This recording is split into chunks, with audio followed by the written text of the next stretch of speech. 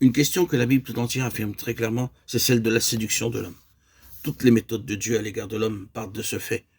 Par la chute, et depuis la chute, la race est considérée comme une race séduite. Ce n'est pas seulement au commencement que la race a été séduite en Adam, mais elle a été entraînée de plus en plus profondément dans sa séduction. Au lieu d'échapper à cette séduction par ce que l'on appelle instruction, c'est-à-dire civilisation, éducation, culture, tout cela ne sert qu'à accumuler cette séduction. Nous le remarquons par le fait que les nations les plus instruites et les plus évoluées en cette heure avancée de l'histoire de ce monde sont prises dans l'étau d'une force qui les oblige à employer toute leur instruction en vue de produire des moyens de destruction mutuelle. Sur une telle échelle, et par des procédés si démoniaques et si barbares que l'on n'avait jamais connus jusqu'ici. Prenons ici quelques passages des Écritures. Le serpent était le plus rusé de tous les animaux des champs. Il dit à la femme, quoi? Dieu a-t-il vraiment dit? Genèse 3:1. Or, l'Esprit dit expressément que dans les derniers temps, quelques-uns se détourneront pour s'attacher à des esprits séducteurs et à des doctrines de démons. 1 Timothée 4:1. Cette sagesse-là n'est point celle qui vient d'en haut, au contraire. Elle est terrestre, charnelle, psychique, diabolique. Jacques 3:15. Puis, il fut précipité, le grand dragon, le serpent ancien, appelé le diable et Satan, celui qui séduit le monde entier. Et il fut précipité, et ses anges furent précipités avec lui. Apocalypse 12:9. Il le jeta dans l'abîme afin qu'il ne séduisit plus les nations. Apocalypse 23.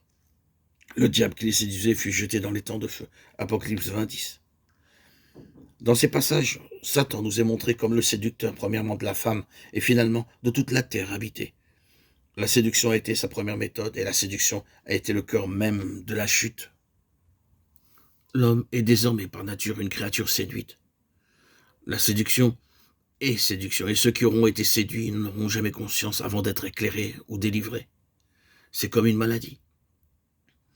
Il existe des formes de maladies mentales qui amènent ceux qui en souffrent à croire certaines choses qui paraissent ridicules et impossibles aux esprits bien portants. Il est inutile de discuter avec eux, et fut-il d'essayer de les convaincre de l'erreur de leurs idées. Il est même cruel en vérité de s'opposer à eux. Pour maintenir une atmosphère de paix avec eux et pour arriver à les aider réellement, il nous faudra paraître être en accord avec eux et dominer la situation en suivant une autre ligne. Sinon, ce sera un conflit perpétuel. Le seul moyen de les amener à changer leurs convictions, ce sera de les guérir de leur maladie. Il en est ainsi de l'homme. Il croit beaucoup de choses, à son propre sujet quant à son pouvoir, à ses facultés, à sa destinée, au sujet de Dieu et au sujet du monde, qui ne sont pas vraies. Il prend certaines choses pour d'autres, mais il ne peut pas voir qu'il est séduit. Il est inutile de présenter des objets qui sont des réalités devant un aveugle, et de lui dire de les voir, et il est ridicule d'être surpris ou contrarié, parce qu'il ne les voit pas. Ainsi, les Écritures nous disent, l'homme naturel, psychique, n'accueille point les choses qui sont de l'Esprit de Dieu. Il ne peut les comprendre. 1 Corinthiens 2:14.